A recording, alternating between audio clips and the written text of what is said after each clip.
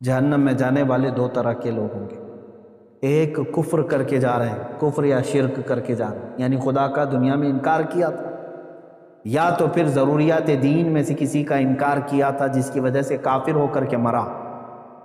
یہ جو جانے والوں کی کیٹیگری ہے یہ ہمیشہ کے لیے جائیں گے دوزخ۔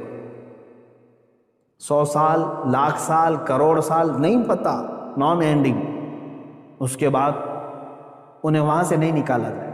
دوسری جماعت وہ ہے جو مومن تو تھے، مسلمان تو تھے، لیکن گناہوں میں ملوث تھے، رب تبارک و تعالیٰ کی نافرمانیوں میں ملوث تھے، نمازیں چھوٹی ہوئی ہیں، زکوٰۃ دیے ہوئے نہیں ہیں، روزے نہیں رکھے ہیں، لوگوں کو خیرات نہیں کرتے تھے۔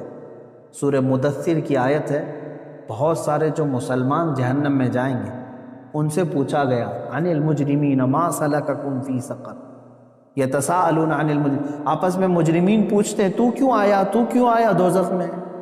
تو اکثر کا جواب کیا ہے؟ قالوا لم نک من المصلین، اکثر مسلمان جو دوزخ میں ہوں گے کہتے ہیں ہم نماز نہیں پڑھتے تھے۔ جن کی نمازیں باقی رہ گئیں یاد رکھ لینا دوزخ تمہارے انتظار میں۔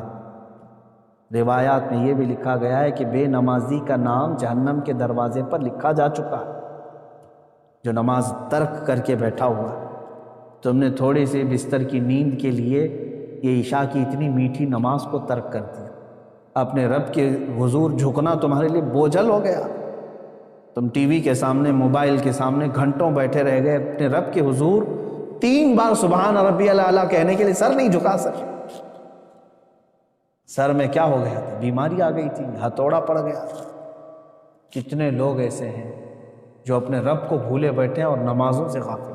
ہر ایک کے کھاتے میں پیچھے پلٹ کر کے دیکھو تو تمہاری نمازیں باقی ہیں میرے عزیز، اور تم اللہ کے حضور جانے والے ہو۔ آخرت کا سفر بہت قریب ہے تمہارا، اور اس سفر پر جانے والا مردہ کبھی واپس نہیں آتا، اور نہ ہی تم سے کہنے کے لیے کوئی آئے گا کیا تم نے اور ہم نے اپنے ماں باپ اور اپنے بھائیوں کو نہیں دفن کیا ہے؟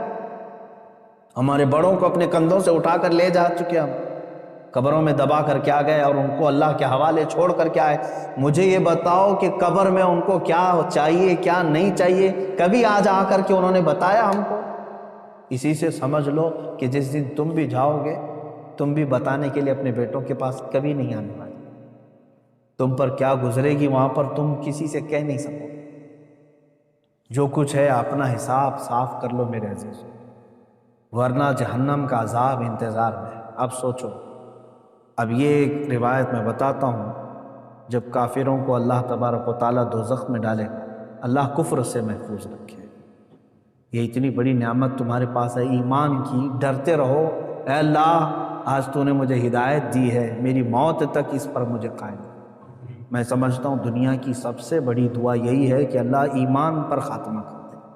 اگر وہ ایمان پر موت ہوئی ہے تو سب کچھ ٹھیک ہے، بخشش کی امید ہے، قیامت کے دن سفارش سے بخشے جا سکتے ہیں۔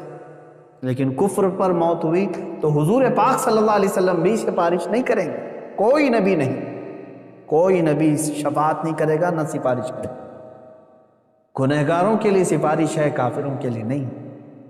اب جب وہ دوزخ میں ڈالے جائیں گے، دوزخ کے جو داروغہ ہیں فرشتے، ان کا نام مالک ہے، حضرت مالک علیہ السلام۔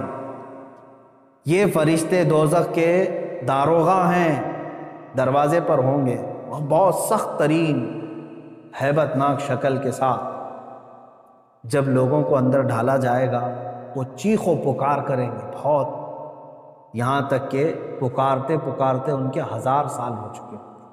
کس کو پکاریں گے؟ حضرت مالک کو۔ کہتے ہیں کہ ہمارے رب سے ہماری بات کر۔ 1000 سال کے بعد حضرت مالک پوچھتے ہیں کیا تم کیا کہنا چاہتے ہو جہنمی ہو؟ یہاں عذاب میں گرفتار یہ جہنمی 1000 سال تک پکارتے رہے، تب ان کا جواب دیتے ہیں تو سارے جہنمی کہتے ہیں بس ہمارے رب سے ہماری بات کرا، ایک بار اللہ سے ہماری بات کرا دو۔ فرشتہ تو کوئی رحم کرنے کو تیار ہی نہیں، فرشتے کچھ نہیں، جتنا ان کو آرڈر دیا گیا اتنا پورا کر کے رہیں گے، وہ اپنی جانب سے نہ کسی کو معاف کریں گے نہ کسی کو ہلکا کریں گے۔ تو حضرت مالک فرماتے ہیں اللہ رب العزت جلال میں ہے اور قہر میں ہے، میری بات کرنے کی جرت نہیں۔ پھر 1000 سال تک وہ پکارتے رہے۔ دوسرے 1000 سال کے بعد حضرت مالک پھر پوچھتے ہیں کیا چاہیے؟ تو کہتے ہیں کہ اپنے رب سے ہماری بات کرا دو، اللہ سے بات کرا دو۔ حضرت مالک کہتے ہیں میں رب تبارک و تعالیٰ کی بارگاہ میں گزارش کروں گا لیکن میری جرأت نہیں ہے۔ پھر 1000 سال گزر گئے۔ 3000 سال کے بعد حضرت مالک رب تعالیٰ کے حضور عرض کرتے ہیں اے مولا، جن کو تو نے جہنم میں ٹھونس دیا ہے، داخل کر دیا ہے، وہ سب پچھلے 3000 سال سے چیخ رہے ہیں، پکار رہے ہیں، دوزخ کے سخت ترین عذابات میں گرفتار۔ اللہ تبارک و تعالیٰ فرماتا ہے وہ کیا چاہتے ہیں؟ حضرت مالک فرماتے ہیں مولا وہ کہہ رہے ہیں کہ تجھ سے بات کرنا چاہتے ہیں، رب تبارک و تعالیٰ تجھ سے وہ کلام کرنا چاہتے ہیں۔ اللہ تبارک و تعالیٰ نے جلال میں اعلان فرمایا اے مالک ان سے کہہ دو آج کے بعد نہ رب تعالیٰ ان کا خدا نہ ان کی طرف دیکھنا چاہتا ہے، نہ ان سے بات کرنا چاہتا ہے۔ فی ناری جہنم و فیہا خالدون، دوزخ کے عذاب میں وہ جا چکے اور ہمیشہ کے لیے رہنے والے، اب بات چیت کا وقت نہیں۔ یہ کفار و مشرکین کے ساتھ ہمیشہ کے لیے جیسے ہی ان کو اعلان ہو جائے گا وہ اتنا چیخ ماریں گے کہ جہنم ہل رہی ہے۔ میرے عزیزو انہی کے چیخ و پکار اور عذابات کے درمیان کچھ گنہگار بھی ہوں گے۔ اسی لیے آپ دیکھیں پورے رمضان المبارک کی تراویح جب پڑھتے ہیں تو آپ کو شاید ہو سکتا ہے جہاں پر بھی پڑھتے ہوں، اکثر تو میں نے دیکھا ہے ہمارے ہاں تو رواج یہی ہے، ہر 4 رکعت پر ہم دعا یہی کرتے ہیں اللہم اجرنا من النار، اللہم اجرنا من النار۔ یہ کیا چیز ہے؟ ہم اللہ کی بارگاہ میں کہتے ہیں اے اللہ مجھے جہنم سے بچا لے، اے اللہ مجھے جہنم سے بچا لے، اے اللہ مجھے جہنم سے بچا لے۔ آج ہر مومن کو چاہیے کہ یہ آخری عشرہ جہنم سے آزادی کا عشرہ ہے، تم سو کر کے نہ گزارو بلکہ اسے پکارو۔ ہاں ایک بات یہ بھی ہے کہ اس کا وعدہ ہے کہ ان راتوں میں اللہ تعالیٰ بے حساب بندوں کی بخشش کرتا ہے، جہنم سے آزادی کا انہیں پروانہ دیتا ہے، جا فلاں کا بیٹا آزاد ہے، فلاں کا بیٹا آزاد ہے۔ کیا ہی خوش قسمت ہیں وہ لوگ جن کا نام آج کی رات پکارا جاتا کہ فلاں آزاد ہو گیا، لیکن اس کے لیے میرے عزیزو دل سے پکارنا ضروری ہے، جہنم کا خوف بھی دل میں رہے اور رب تعالیٰ کی رحمت سے امید بھی لگی رہے۔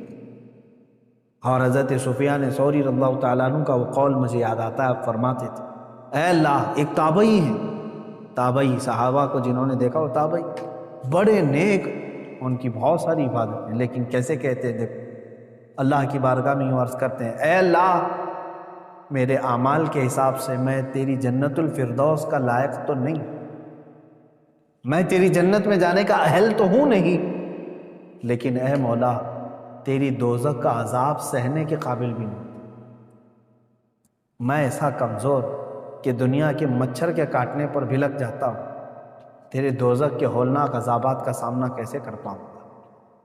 اب بچتا کیا ہے؟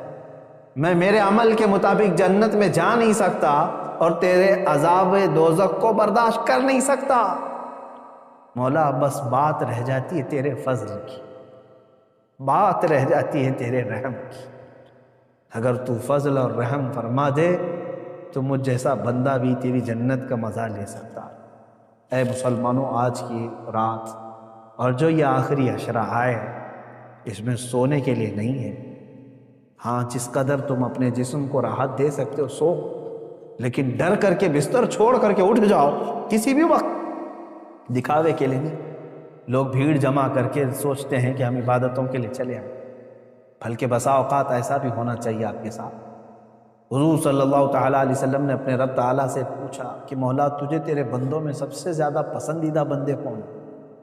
اللہ تعالیٰ نے جو فرمایا وہ 3 قسم کے ہیں، اس میں سے میں ایک ذکر کرتا ہوں۔ فرماتے ہیں اللہ نے یہ فرمایا کہ جب دنیا سو رہی ہو تو میرا بندہ بستر چھوڑ کے میرے لیے کھڑا ہو، اللہ فرماتا میں اس کی طرف بہت جلدی متوجہ ہوتا ہوں کہ اپنی راحت اپنا سکون چھوڑ کر کے بستر چھوڑ کر کے کھڑا ہو۔ کون سی چیز اس کو رات میں کھڑا کر رہی ہے؟ صرف اسے اس کے رب کی محبت کھڑا کر رہی ہے اور اس کے عذاب کا ڈر اسے کھڑا کر رہا۔ میں نے جو آیت کی تلاوت کی تھی شروع میں اس کا مفہوم یہی ہے۔